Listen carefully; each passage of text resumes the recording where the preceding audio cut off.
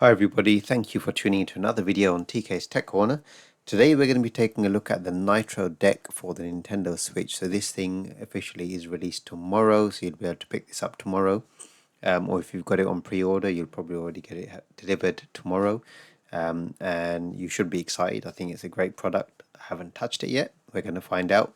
We're going to take a look at it together. I've got a couple of switches here. I've got the OLED one and the standard LCD one, so we're going to try them both out. They both work anyway.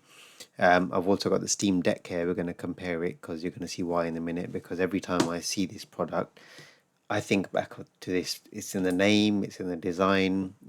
It just keeps calling out Steam Deck. So we're going to compare it. We'll try it out for size. We'll mess around with it. We'll see what it's all about.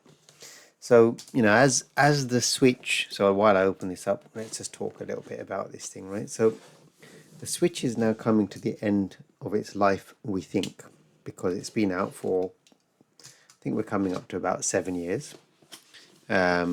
Six and a bit years, 7 years maybe, something like that. And fair to say, I think it's had a great life. Absolutely fantastic console. It's matured. The game library is just absolutely humongous. Yes, there's loads of remastered titles on there, but titles that previously weren't available on Nintendo consoles. So I don't think it's necessarily a bad thing. I think it's a fantastic console, fantastic game library, and most of all, it's actually portable. So there's a plus. Now, I have no idea how to open this thing at all. I'm going to try and slide this out. I've seen this on a few boxes now, this little ribbon thing to hold it or whatever. I don't know. It's not like you're going to walk around with that in your hand, but no big deal. So yeah, the question you ask yourself is there any point in buying an accessory like this for a console which we think is coming towards the end of its life? And my answer is yes. I've got to say, you get a very Steam Deck vibe when you're opening the box. I'm sure that was a Steam Deck that had one of these ribbons on it as well. Pretty sure.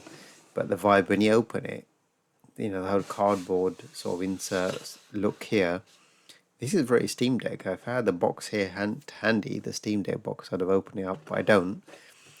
Very, very Steam Deck. Welcome to the CRKD family. That's the manufacturer of this awesome product. Bit of paperwork, which we'll try our hardest not to read, but there is a QR code. If the QR code is for the app, I am going to scan it in because I do want to install an app if there is an app. I'm assuming there's an app because it says Apple Store and Google Play. Not that I found the English instructions yet. Well, the QR code should be the same. It shouldn't make an ounce of a difference. I doubt there's different languages. Tap and collect. Nitro Deck contains a RFID touchpoint. Use the security app and NFC antenna enable smartphone to add the Nitro Deck to your collection. Okay, I know what that's all about. This is available in multiple colors anyway. We will scan the QR code in a minute just to see what's going on. I went for the boring black. Oh, I've popped off a stick already just by getting it out of the case. We'll talk about that in a minute. That's not a problem. I think the best color is the limited edition purple, which reminds me of the GameCube classic colors. And maybe I wish I had gone for that now, but I didn't. I just went for the standard black one because, I don't know, I seem to buy everything in black. It looks nice anyway. Initial impressions, feels nice, and yeah, it feels like a mini Steam Deck in my hand, and I'm going to start comparing it to the Steam Deck through this video as we go on. There's a notice here that says, before attaching the Switch to the Nitro Deck, open Switch console settings and turn on Switch Pro controller wired connection. Interesting. So this is behaving like a Pro controller, I suppose.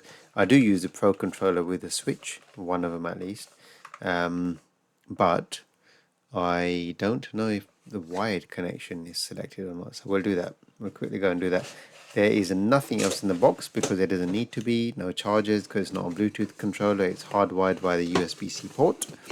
Therefore, no USB-C cables or anything else. So I'm going to go and put the box aside. We should not be needing that. I will peel this off as well because I think I no longer need this on there and I don't want it on there. What I don't want is if this thing warms up, because the back of the switch warms up, I hope this comes really clean, by the way. Don't want this to start becoming an awfully sticky label that we can then no longer get off later on. So I've taken it off. I'm going to stick it on the side somewhere because I don't really care about it. I'm going to stick it to the underside of the box. That's what I'm going to do. There we go. I found an appropriate place for it. Out of the way. Right, let's get on with the review.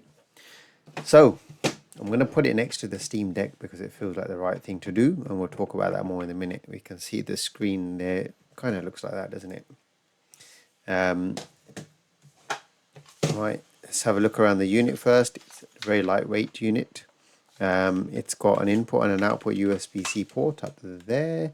You can see, so the idea of this is while the input is going to be for charging, so whilst you're playing the device, you can have a USB-C cable sticking out there for charging purposes. That's a great idea to have it up there. It's not sticking out the bottom. It's not going to get in your way either. I like the placement of that. I think that's really well thought out, my own opinion. We've got a kickstand here, which is it's released with this, I believe. No idea what that's for. Okay, so there's the kickstand. Oh, now that is nice. So the kickstand has got a resistance. It's not flimsy. It's got a good resistance in it, and as you can see, it's adjustable through multiple angles all the way back. I don't know why you'd want it all the way back, but you can go through many angles on that. So again, if you're propping this up and you're playing with another controller or Joy-Cons while it's in there, you can prop it up. Nice. So the Switch itself, as you know, has an awesome, especially the OLED one, has an absolutely awesome kickstand built in. That Surface Pro stuff going on there. Look at the hinge. The hinge quality on this thing is just absolutely mind-blowing for me. Absolutely love that. Massive improvement over this poxy little Switch stand on the original Switch, which for me just kept falling over and just had one angle which wasn't optimal in my opinion. But this thing, they've got it right out of the box. So awesome stand there. Again, we'll figure out what that's for. It might be to release the console from the dock. It is, yeah, it's got okay, so when I'm pushing this up here, there's little latches on the side which are going in. You can see that there, right? So that's to release the console, allow you to slide it back out. So that's cool. And then the analog sticks here, they feel very nice. We've got pretty much full-size analog sticks here. They're bigger than the deck sticks, the caps are anyway. This does come with replaceable sticks. I'm just going to quickly dig back in the box. Make sure I didn't miss any sticks. I don't think I did. No, I haven't missed any sticks in here. So maybe you can buy other sticks and stick them on there. I don't think I've missed anything. I don't hear anything rattling, so we'll assume I've not missed any. Oh, hang on, I'm being silly. No, I'm not. There's nothing in there either. So, no additional sticks in the black box anyway. So maybe if you buy one of the other colours, where you get the case, and the purple one, limited edition, comes with the carry case as well. We'll get onto the cases in a minute and why it's important. But this one here, no additional sticks. The caps, as you saw it, do come off and they're replaceable. I guess the idea here is that they get worn out, or maybe they've got some different grip options.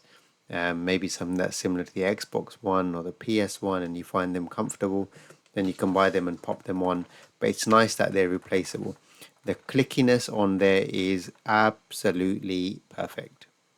It feels so nice. I can't even describe it. You've just got to feel it. That is seriously just wow. I mean, I've tested a lot of controllers. Yeah, takes a lot to get me excited. That feels nice. D-pad feels okay. Not overwhelmed by it. I don't know. I prefer the D-pad of the Joy-Cons, to be honest. But it doesn't feel nothing like the Pro Controller D-pad either. They've kind of gone for a similar design to the Steam Deck D-pad, where it looks very similar shape and size and feel. I mean, the deck's got a good solid D-pad on it, to be honest. This one feels a little bit more spongy than this one, but time will tell when we mess around with it. Right, massive improvement to note here, and this is where you got your pro gaming type stuff going on, is you've got 4 remappable buttons at the back. Now I don't know if that's going to be remappable through, I don't know how we're going to do it. The instructions will tell us how to do it. Maybe it's through the app, who knows. But there are 4 remappable buttons there. There's also a button here on the back that says that's program button. So I think the idea is you use that button and you probably press a key on the front and then a key on the back to remap these. So you've got remappable buttons there. The feedback on those buttons is very nice. Finger placement is quite nice.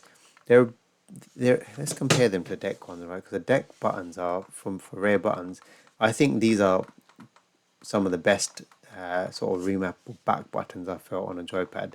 They're the right size and they're the right spacing apart, so the fingers fit very comfortably on them. It's very difficult to incorrectly press one of those buttons, right?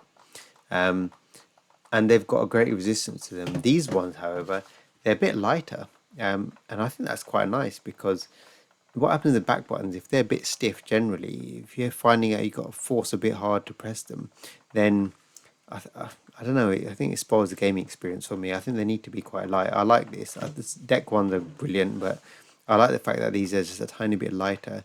It's a shame that they're not as big as the deck ones, given that you've got all the room on the back here. You'd wish these buttons were a lot bigger, but they're not.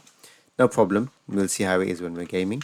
I skipped the output connector. The idea here with the output connector is you can use this as an external controller if it's connected to the dock via USB-C cable. So you've got a nice long cable, you've got people around, you're gaming, you need another controller, you can plug this in and carry on.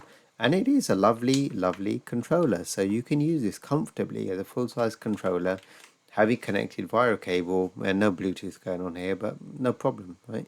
Have it connected to the console via a cable and crack on. You've got another controller to play. Lovely. Standard buttons, plus minus, you've got a D-pad we've spoken about already. ABXY buttons here feel very nice. Spacing is nice on them. They're not spongy. They feel, again, we're not dealing with proper micro switches like we've got here. I mean, these feel like micro switches to me, but these feel nice. They're spaced nice. They feel very similar to the deck button. No, the deck buttons feel a bit nicer, to be honest. They're not bad at all, though. They do feel very nice. I don't think you can have any problem getting experience. Placement wise and distance, spacing of the buttons is beautiful. They've got that right, spot on. Very, very comfortable grip. The analog sticks feel very nice. Let's just compare that travel wise. How are we feeling here? I like the travel on these a lot. I mean, I just like the Steam Deck. I think it's a fantastic, fantastic console. Let's just have a look at that, right? Travel wise, what have we got there? Not even got the console in yet, but there's a lot to talk about before we get the console in, right? Travel, there's more travel in the Steam Deck trigger. Now, to me, they do feel nice. I prefer the travel in the Steam Deck controller. But nonetheless, this is nice. And I like the fact that they've got a curve on there, which means that when the triggers are fully down, your fingers aren't slipping off there at all, and I'm pressing hard on them and they're not slipping off. Great. This unit also supports vibration and feedback, which is great. Hall effect sticks here, so we're not going to be suffering with any dreaded Joy-Con stick drift at all. We've got Hall effect sensors here, so that's good stuff. Very welcome. And you've got this CKRD button, which I'm guessing is going to be the home button here. That's what I'm guessing anyway. Button layout, as you can see, is pretty much the same, right? You've got the plus minus top, you've got the ABXY and the sticks there, the D-pads. This is going to be a capture button like this one here, and this is going to be a home button, no doubt. The button mapping is the same. That's good they did that, because that's familiarity right there, right? You don't want all the button placements to change, because then it's not going to feel good, is it? You know, you're used to, after playing for hundreds and hundreds of hours, playing Zelda, probably, no doubt, on here, then all of a sudden your buttons have all moved. What's that all about, right? So they've got it right. They've kept the buttons in the same place. And just, you know, on the note of Zelda, as I said, you know, coming to the end of what we think is the end of this awesome gaming console, why would you buy this accessory? Well, or should you? Yes, you should have not even tried. And I'm going to say yes, because we all probably owe the developers of Tears of the Kingdom another 200 hours or so of our lives, at least, I reckon. I probably certainly do. I'm only about 25 hours in. I don't get much time to play. I'm sure those of you that are watching this that have got the Switch are probably thinking, should I buy this to churn through the rest of Tears of the Kingdom, or spend many more hours into it if you've already completed the main quest? I think the answer is just going to be yes. So we're going to go ahead now, and we're going to slide in the OLED switch first and see how it goes in, and that fit in like a glove. That was so satisfying when it clipped in, and note when that's in, that's in. Look at that. I'm going to turn it on and see how it is. You know what I didn't do? I didn't do what it told me, which is check if my settings controllers are allowing. Controllers and sensors. What did it say about Pro Controller wired communication? On. Okay, it's on. That light has come on as well. See that light there? I've never seen the Switch controller's home light up. It looks like it's got a light around it. If you've ever seen it, tell me where how you get that on. Never seen it light up, not even for a notification. What have they done there? But this thing lights up. Look at that. I pressed it and it's gone home. So it's definitely the home button. I was messing around with F099. I'm sure many of you have been messing around with that. So let's exit out of this. Close. Let's go into Mario. Why not? This thing feels awesome. Honestly, the grips are so comfortable. You would happily spend 100, 200 hours smashing Zelda apart in this, and your hands are going to be thanking you every second of that journey. Oh, I should mention, left and right trigger, definitely some micro switch activity going on there. You can probably hear that. No. Ooh, they feel nice. Lovely size on the triggers and the bumpers, and the feedback here. I could just sit here and press that all day long. Oh my gosh, that sounds awesome. Right, this is working absolutely fine. Now you're not going to have any latency issues because it's connected directly via USB-C. So we got direct connect controller here. What it does for battery life, I don't know. Is it a big problem? Probably not, because these things, when connected, they're staying charged as well. So there's some sort of treacle, and they're using the console's power when they're fully charged as well. I'm sure they are. So no problems there. Let's just go in Mario. Yep. Right, let's go in. We're going in Mario. Awesome. As you can see, it's working absolutely fine. Let's just go into World 1-1. Don't want to embarrass myself by going to a difficult level and losing. Now I've said that, I'll probably die on World 1-1. My son's been playing this. He loves it. There we go. Now this thing honestly feels awesome. Now if I had Zelda cartridge in, I would have put Zelda on, but I don't have it in there, so I'm not going to put it on.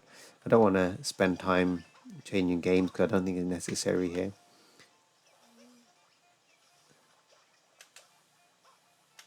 Just going through all the buttons. This thing feels awesome. There we go.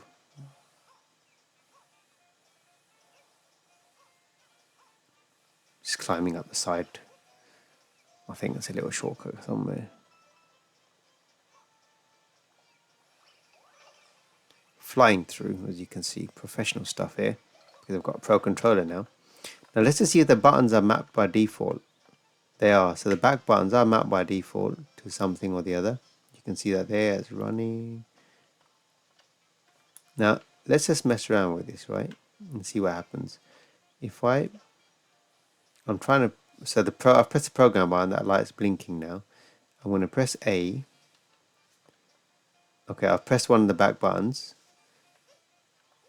Aha, so that's how it works. So what you're doing, you're pressing the program button. I'm going to hold it, right? And the light's going to start blinking purple. You can see that there, it's blinking. And then you press the button on the back. Once you pressed it, you press one of these, but oh, I've got it wrong. So let's try again. Hold it, light's blinking. I'm going to press one of the buttons there, and then I'm going to press a button there. Yes, and that's mapped. There you go. So we've done it without reading the instructions. Check me out. Hold the program button until the light's blinking. Yep, and then press your desired button. So I'll press A for example, and then I'm going to press the button on the back and press it again. And I've confirmed that is now A. So pressing that's now jumping. So that's how you can reprogram the buttons on the back. Great, good stuff. So you may be that you want to program some buttons. I don't know if you can do combinations. If you can do combinations, that would probably be something I have to read the manual for. Some games that might benefit from buttons being pressed in combination, we could probably try those out. But this works absolutely fine. What I'm going to do, I'm just going to stop that here for a second, and I'm going to pop this out, just put the other switch in there. And then one thing we'll do, we'll start looking at the cases, right? Because I've got some cases here. This is not going to fit in the standard switch case. So if you're someone that, relies on carrying your switch around and you love this thing so much, because you are going to love it, I love it, with this controller rather than the Joy-Cons, yeah, it adds a bit of weight to it, then you're going to want the case that comes with it. Maybe consider buying one that comes with the case. The limited edition purple one with the case is probably the best bundle, I reckon. Awesome looking controller. I don't know why I didn't buy that. I wish I had now, but there we go. This is not going to fit in the standard switch case, and I'll prove that now. I'm going to pop this out.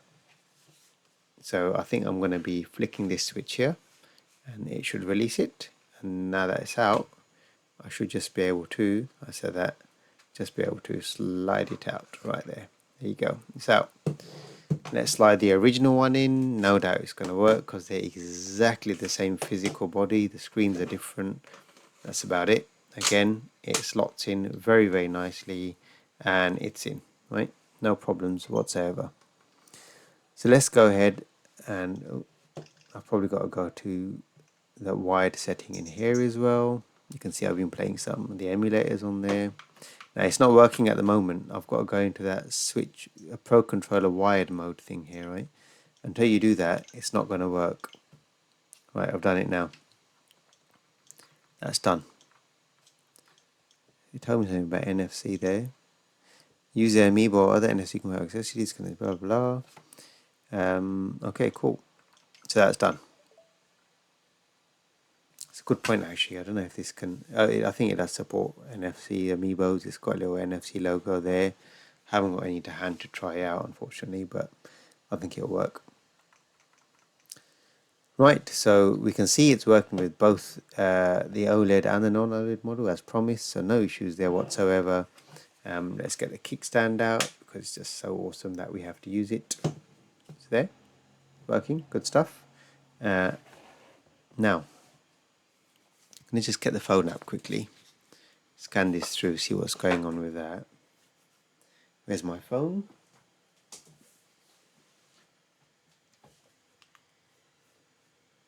Right, I've got my phone here. And I'm just going to scan the QR code quickly, and let's install this. Scan QR code. Let's see what happens. We're going to open. Is it going to open the Play Store? Yes, it is. CKRD app. That's what we're going to install. CRKD. I don't know why I said CKRD. CRKD. No idea what it stands for. Something cool, no doubt. It's like a mini Steam Deck, isn't it? Really is. I've got this thing here. I've not spoken about it. It's an awesome console. You know, one thing, maybe they could have tried to do it, but then again, familiarity is what they've gone for here, and that was the right thing to do. Was the button layout is the same as Joy-Cons, really. But I love the button and D-pad placement on the deck. It just feels so natural. From where your hand sit, when I hold this thing, my fingers are just there. They're there. Didn't even need to think about it. And then my thumbs on the buttons, I'm not having to, reposition them. And my other thumbs on the D-pad. Out of all the controllers I've handled, and I've handled loads of controllers, to me, the Steam Deck feels right. It just feels right. It really does. It's such a nice console. Such a nice control layout. The buttons feel awesome. The triggers are awesome. They're just like buttery smooth. But this is not a video about the Steam Deck. Let's get that out of the way. We're going to get the case out for that in a minute. I've got the app installed. I have no idea what I'm going to do with it. I have to create an account apparently. I'm going to log in with Google because why not? It's going to save me loads of time. Google owns my life. I'm just signing in with it, so I've just hidden it for a second. It asked me to update a profile picture, which I'm just going to skip for now. And I'm going to give it permissions, just have whatever permissions you like. It says each CRKD product has a rarity rank. Ah, okay. Mine's not going to be rare. It's just going to be a standard black thing. As with all tech, black and shiny. Next, okay. If you sell or trade a product, you need to unlock it by tapping the... Ah, that's interesting. Each product you collect is locked to your account. I wonder why they've done that. Stops it from being stolen, maybe? I don't know. They can still play the Switch. Right, let's do this. Tap a device into collection. Let's do it. So what I'm going to do is I'm going to turn this thing around. I'm going to touch my phone on it. See what happens. I'm going to close that. Tap your product. I'm trying. Ah. It's done it. Reveal rare product number.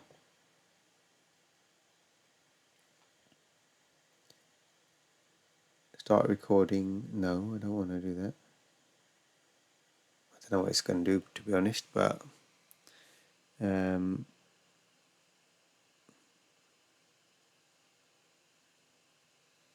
creating some random number that I've moved out of the way because it might be sensitive. I don't know.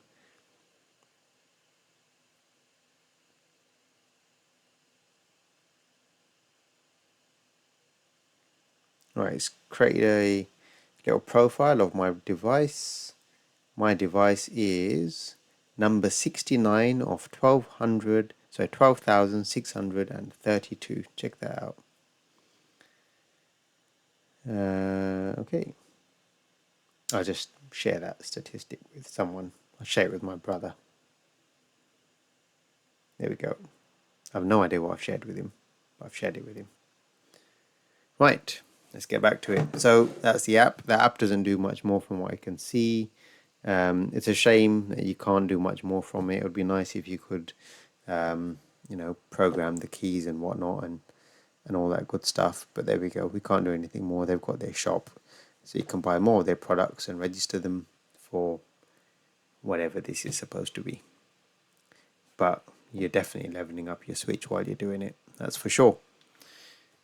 Right, test on the cases and then we'll end the video because this has gone on for long, but I was very excited about this, so I did not want to rush this video. I apologize it's dragging on, but I do like to cover all aspects, or as many as I can remember to do so. There's a reset button on the back. I'm guessing that's just to reset maybe your programmed buttons. Right, what are we doing here? Close the eShop. So I've got a case here. This is an original Nintendo case. You can already see it doesn't look like it's going to fit. Oh, there's another Switch in there. Look at that. Let's put that aside. Switch day today. Now, this is not going to fit in here. I can tell you that straight away, and you can see that that's not happening.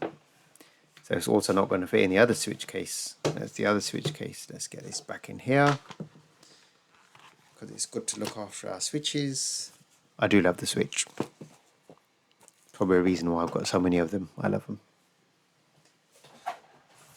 It's another Nintendo. This is an official Nintendo case as well. This is the first case I got when I got my Switch. It's got a little pop-up stand in there and a game case. Again, that is not going to fit. Does it fit in the Steam Deck case? It better, because the Steam Deck is huge. That is not a portable console. I've said it before in other videos. This is not portable. This is now almost not portable. But still nowhere as chunky as this. Look at the size of this. This is not portable. If I stick this in my bag, I can't get anything else in my bag. Like, that's it. Game over. And don't say get a bigger bag, because that's... No, it doesn't work. Yay, it fits in the Steam Deck case. It really does. It fits in the Steam Deck case. And all the buttons get pressed as well. doesn't close because this has got perfect cutouts, like molded for the deck. A gorgeous case, by the way. To get a case like this with your deck, well done, Steam Deck. Well done, Steam. So there you go, ladies and gentlemen. I hope you've enjoyed this video. Late night recording as always. The Nitro deck brought to you one day before it's released officially. Really hope you've enjoyed this video. You might already have had yours as well. If you have, I hope you're enjoying it. It's a great product. I'm really going to enjoy chewing through some Zelda on this. It's going to feel awesome. I hope you've enjoyed the video. If you have, please leave a thumbs up. If you've got any questions, please feel to ask them in the comment section below, and I'll be more than happy to answer any questions you've got as soon as I get time to pick them up. And if you haven't already done so and you enjoy my videos, please hit that subscribe button in the bottom right hand corner, because I really appreciate and need the support that you show to my channel. Thanks for watching. Take care. I'll see you in the next video.